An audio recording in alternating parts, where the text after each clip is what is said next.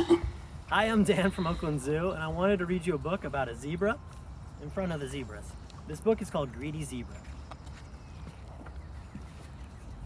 Long, long ago, all the animals in the world were a dull, depressing color.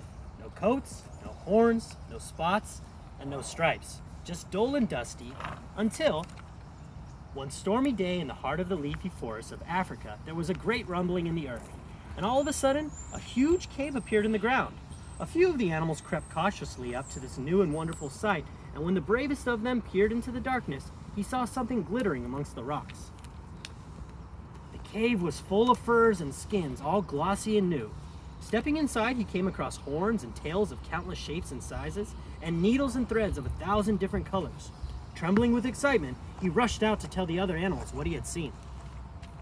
The news spread far and wide, and soon all the animals were on their way to see the cave, running and jumping and sliding and swinging and slithering through the trees. All that is, except one, Greedy Zebra. Greedy Zebra never ever stopped eating. He certainly wasn't going to give up a single mouthful for a silly old cave of any sort. Lots of time to go visiting caves, mumbled Greedy Zebra, stuffing far too much grass into his bulging mouth. Plenty of time, he said. Soon all the animals in the jungle were gathered at the mouth of the cave, waiting for Elephant to speak.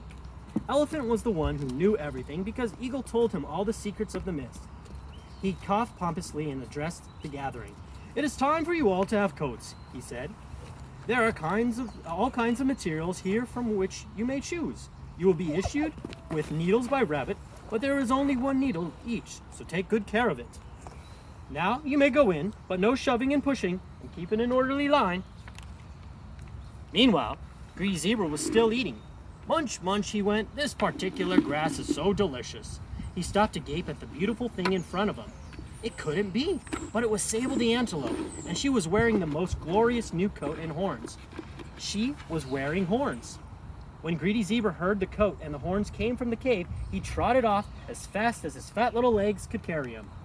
But he couldn't resist a leaf here, or a succulent blade of grass there. Oh, and that patch was too good to pass by without one little bite. From time to time, he met another, and another, and yet another of the wonderfully clothed animals. Stopping for a last bite not far from the cave, he watched Leopard finish her sewing. Leopard, as careful as usual, had sewn the most splendid fur coat with spots all over it. Greedy Zebra could hardly believe his eyes as he watched Leopard wriggle into the perfectly fitting fur. "I shall have spots like that," he said to himself, and he hurried off, eager to reach the cave. "Delicious," he munched, smacking his chubby lips.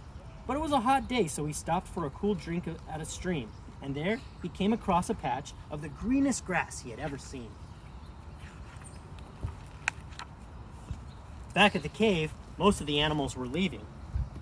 Only Rhino and Elephant were still cutting their material. They had chosen a very strong gray cloth. Poor old Rhino, who was very short-sighted, had stuck his horn on any old how and was having a terrible time. He was too nervous to ask Elephant for help because he knew that pompous animal would only make fun of him. He had dropped his needle, and the more frantically he searched, the further into the bushes he kicked it. He put on the baggy coat and shuffled off in a very bad mood. Just then, Greedy Zebra trotted by with blades of grass bulging from his mouth. "I'll have spots like leopard," he was saying, "and horns like kudu, a mane like lion, and a tail like a cheetah. I shall be the finest looking animal in the forest." And at the risk of indigestion, he gave a short gallop into the cave. Then he stopped aghast. There was nothing left. No horns, no fine cloth, nothing. Frantically, he searched through the cave, but all he could find were a few strips of black material. Forlornly, he cut them all the same size and stitched them together. "It looks very tight," he thought nervously to himself. Being such a very fat zebra, he had a terrible time squeezing into his coat.